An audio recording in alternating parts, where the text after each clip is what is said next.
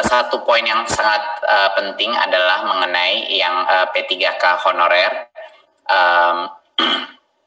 Dan ini harus saya jawab untuk 2021. Jadi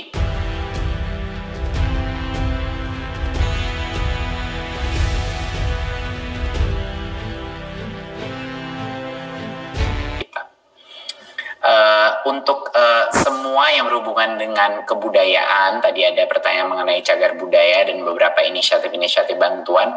Kalau bisa saya minta Pak Hilmar untuk bisa menjawab. Tadi ada beberapa pertanyaan mengenai aktivitas kebudayaan. Silakan Pak Hilmar. Baik, terima kasih Mas Menteri.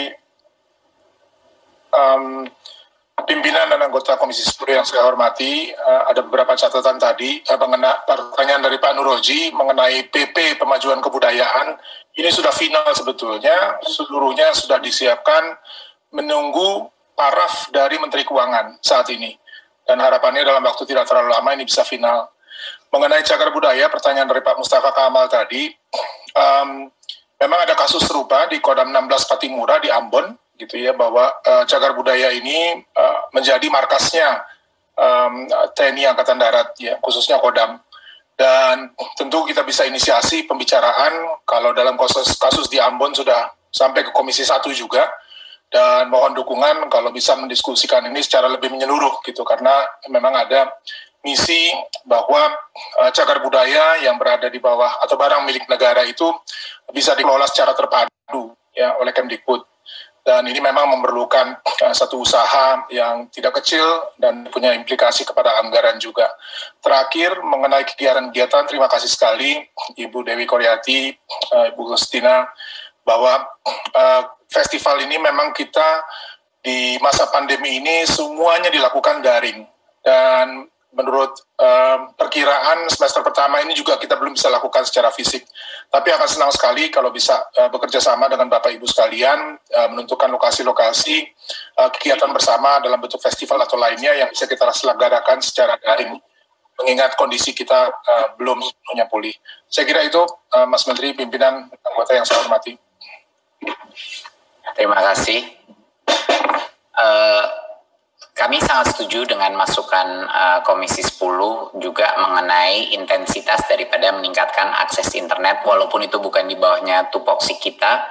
Seperti yang saya bilang di raker sebelumnya, itu adalah ada pendampingan yang cukup intensif dengan Menkominfo dan berbagai macam instansi kementerian lain untuk memastikan ini secepat mungkin. Tapi dalam semua hal yang infrastruktur, yang sifatnya infrastruktur, selalu ada jeda waktu eksekusi dalam melakukan ini. Ini bukan suatu hal yang bisa dilakukan secara instan karena ada procurement cycle, ada pembangunan cycle, dan lain-lain. Tapi itu yang terus kita dampingi kementerian-kementerian yang bertanggung jawab di sini, dan sudah jelas bahwa sektor pendidikan menjadi prioritas daripada konektivitas tersebut.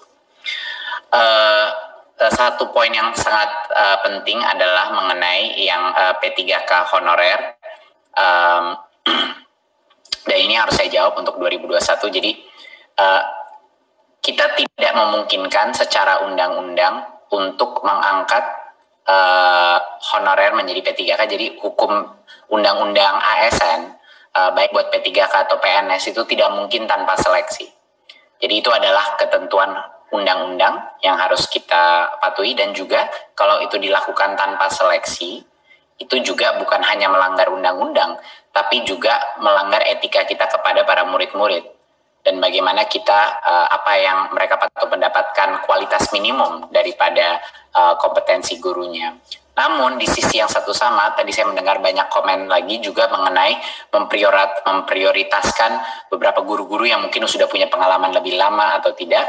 Nah, ini yang mau saya tekankan sekali lagi, bahwa di tahun ini, dengan struktur tes yang telah kita lakukan, semua guru honorer dengan pengalaman apapun itu tidak perlu menunggu giliran dia. Semuanya akan bisa mengambil tesnya paling tidak 1 kali di tahun 2021. Jadi semuanya bisa punya kesempatan yang sama. Jadinya semuanya kalau lulus sama tes itu dengan standar minimum tersebut, dengan threshold minimum tersebut, akan bisa diangkat menjadi P3K. Dan ini bukan hanya kita memberikan tes lalu membiarkan saja, lalu membiarkan hukum alam mengambil alih. Di sini perbedaannya adalah dua hal yang fundamental. Kita memberikan kesempatan sampai dengan 3 kali untuk para honorer untuk mencoba lagi. Dan bukan hanya itu, kami memberikan modul-modul pembelajaran mandiri yang bisa dilakukan guru-guru untuk mencapai tingkat kompetensi minimum tersebut agar dia bisa lulus dari tes tersebut. Jadinya kunci dari ini bukan kompetensinya, kunci dari untuk lulus tes ini adalah kemauan para guru honorer untuk mempelajari materi dan kompetensi yang harus dia kuasai.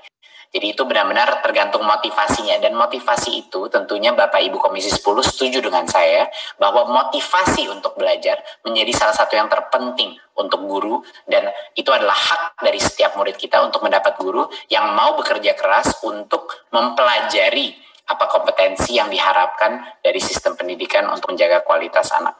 Jadinya ini sistemnya sangat demokratis, tidak perlu antrean lagi, bisa beberapa kali mengambil, kalau tidak di 2021, di 2022 bisa sampai dengan 3 kali bisa mengambil tes ini, dan juga disediakan modul-modul pembelajaran untuk belajar secara mandiri, untuk membantu semua guru untuk mencapai level minimum tersebut. Ini bukan level yang maksimum atau yang ideal, ini adalah tes ini adalah level minimum yang kita harapkan dari guru-guru kita untuk menjadi ASN, dan tentunya sesuai undang-undang tidak mungkin tidak ada seleksi.